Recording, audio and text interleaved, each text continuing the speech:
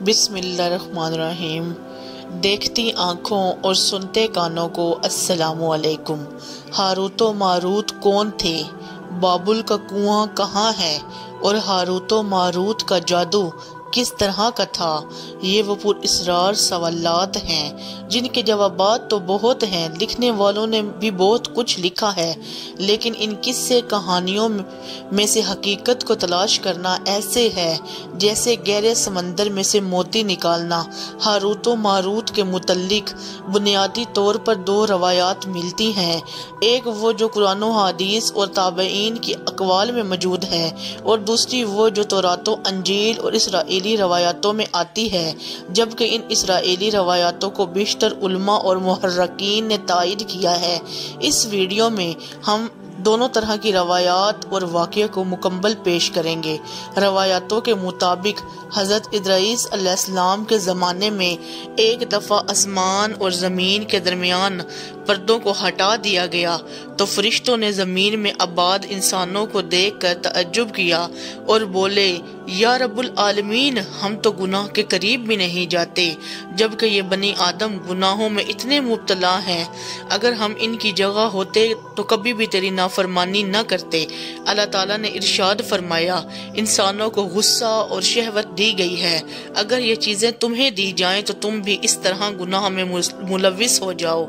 लेकिन फरिश्तों ने कहा, हम ऐसा हरगिज न करेंगे।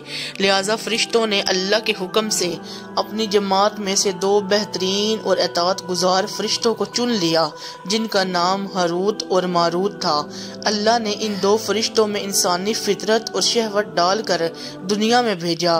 वो दो खूबसूरत नौजवान बनकर शहर बाबुल में आए और काजी के काम पर मुकर्रर हो गए, जहाँ वो लोगों के दरमियान फैसले किया करते थे। एक दिन एक औरत उनके पास अपना मुकदमा लेकर आई और कहा, उसका शोर उसको बहुत परेशान करता है। हारूतो मारूत ने जब उस औरत को देखा तो वो उसके हुस्न और खूबसूरती से मरऊब हो गए और उस पर आशिक हो गए। उन्होंने इस औरत को जना की ख्वाहिश की। उस औरत ने उन्हें कहा, तुम्हारी मैं ख्वाहिश तभी पूरी करूंगी जब तुम बुत की पूजा करो, शराब पियो या मेरे खामुन को कत्ल कर दो। हारूतो मारूत ने शराब नोशी को छोटा गुनाह समझकर पी लिया और नशे की मस्ती में दो और कबीरा गुनाह कर बैठे। उस औरत ने उनसे आसमान पर चढ़ने का अमल भी सीख लिया, जिसके जरिए वो आसमान पर जाते थे। जब वो औरत इस अमल के जरिए आसमान पर गई तो अल्लाह के हुक्म से इस औरत को सियारे की शक्ल में मस्ख कर दिया गया। चूंकि इस औरत का नाम ज़हरा था तो वह सियारा ज़ोहरा कहलाया, जिसको आज वीनस कहते हैं। इस गुनाह की वजह से हारूतो मारूत वो इसमें आज़म भूल गए, जिसे पढ़कर वो आसमान पर जाते थे, और बतौर सजा उन्हें बाबुल के कुएं में उल्टा लटका दिया गया, जहां वो ताक क़यामत यूं ही कैद रहेंगे। ये एक इसराइली रवायत है जिसे इमाम इब्ने कसीर और फ़खरुद्दीन राज़ी जैसे मुफस्सरीन अफसाना और मन घड़त कहानी करार देकर सख्ती से रद्द कर देते हैं। वहीं इमाम स्यूती जैसे उलमा इस रिवायत को मुस्नद मानते हैं। हारूतो मारूत और बाबुल के सिलसिले में एक और रिवायत कसरत से बयान की जाती है, जिसके मुताबिक एक जमाना ऐसा था जब शहर बाबुल रोहे जमीन पर तहजीब व तमद्दुन का मरकज था। यहाँ के लोग बातिल खुदा की पूजा किया करते थे। ये लोग अपनी किस्मत उनसे वाबस्ता समझते थे, इसलिए इल्म नजूम और इल्म फल्कियात में माहिर थे।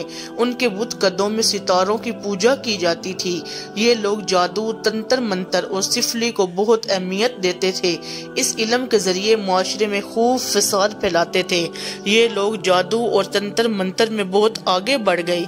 इनमें बड़े बड़े जादूगर मौजूद थे। उनकी तारीखी किताबों में जगह जगह जादू और तंत्र मंत्र ही नजर आता है। उनका जादू दूर दूर तक मशहूर था। मुख्तसर ये कि इस शहर का बशिंदा होना ही जादूगर होने की इलामत थी। जब हजरत सुलेमान अलैहिस्सलाम की हुकूमत आई तो आपने इन लोगों को इस शिरकिया अमल से रोका और उनकी सैर और जादू की किताबों को एक जगह इकट्ठा करके अपनी कुर्सी के नीचे दफन कर दिया, ताकि इस फितना अंगेज इल्म का जड़ से खात्मा हो जाए।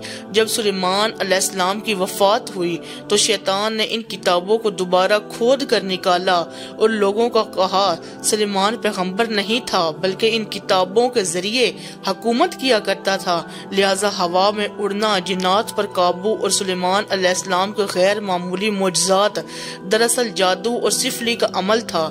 بنی اسرائیل نے اس کی پیروی کی اور ان کتابوں کو پڑھنا شروع کر دیا، لہٰذا دوبارہ یہ شر انگیز علم اس قوم میں سرایت کر گیا۔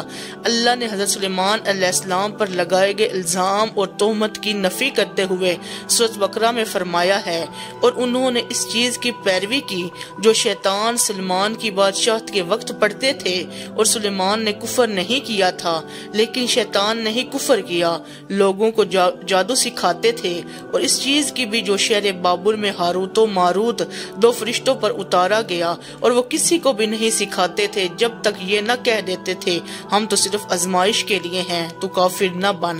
لہٰذا جب یہ سحر کا علم بابل میں عام ہو گیا، لوگوں کی تکلیف اور پریشانی کا باعث بن گیا، تو اللہ نے دو فرشتوں کو انسانی صورت میں مأمور کیا، وہ جادو کے عوامل اور اس سے باطل کرنے کا طریقہ لوگوں کو سکھاتے تاکہ وہ جادوگروں کے فساد اور شر سے محفوظ رہ سکیں۔ یہ تعلیمات غلط مقصد کے لیے بھی استعمال ہو سکتی تھی، حالانکہ وہ فرشتے لوگوں کو تنبیہ کرتے تھے اور ان کو سراطن غلط کہتے تھے۔ یہ تمہارے لیے ایک طرح کی آزمائش ہے، لیکن پھر بھی وہ لوگ ایسے کاموں میں پڑ گئے جو انسانوں کے لیے نقصان کا باعث تھا۔ بعض عربی داستانوں میں اس کنویں کا ذکر ہے جہاں کہیں لوگ پہنچے اور ہاروت و ماروت سے ملاقات کر کے جادو کا علم بھی سیکھا، جبکہ بعض محرکین کا کہنا ہے کہ عراق کے شہر حلہ کے قریب ایک کھنڈر میں موجود قدیم کنواں ہے جہاں سے بابل کی سرحد شروع ہوتی تھی۔ یہ اس کنویں کو ہی چاہے بابل قرار دیتے ہیں۔ بہرحال اس واقعہ سے یہ سبق ملتا ہے کہ سفلی اور جادو ایک شرکیہ عمل ہے، مگر یہ کہ اس کا استعمال فساد اور شر